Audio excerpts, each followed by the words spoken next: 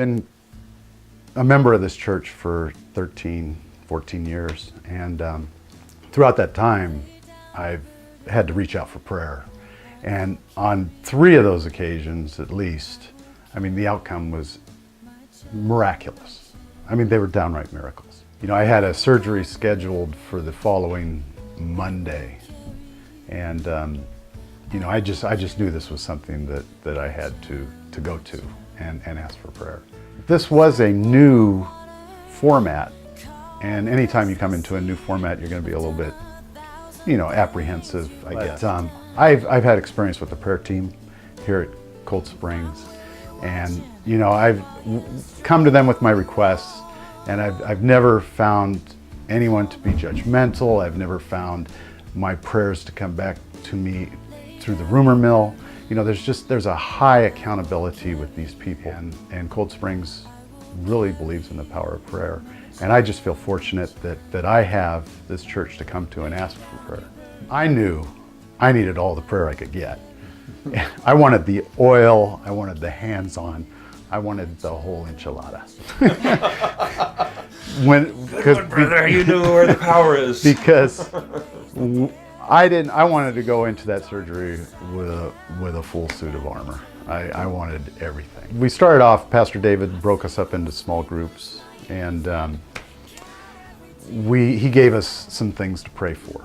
You know, some fairly general things like the community and law enforcement and things like that. And after we were done praying for those, then he opened it up to the healing. And then it was strictly a voluntary thing. I mean, if you had something you needed to have prayed for, you could, under no pressure at all, come up and explain what it is you needed prayer for. And then volunteers would come up and lay hands on you and pray, and Pastor David would anoint you with oil. Well, I had a potentially life-altering surgery, you know, that I was going into. I had excellent results.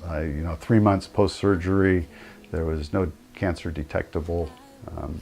It was good. But with cancer, you know, the first rule of cancer is there are no rules.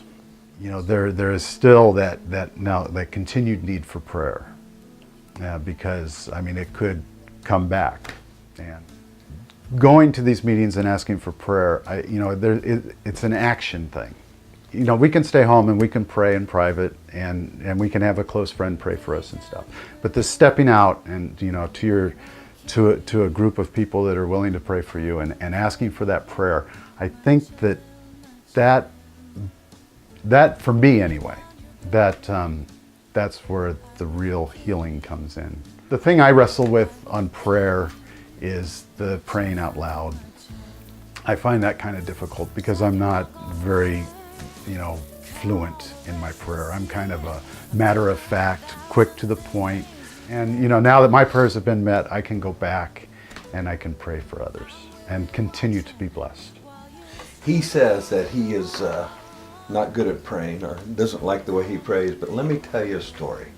There's another man in our church, Dean Nielsen, who had a similar situation.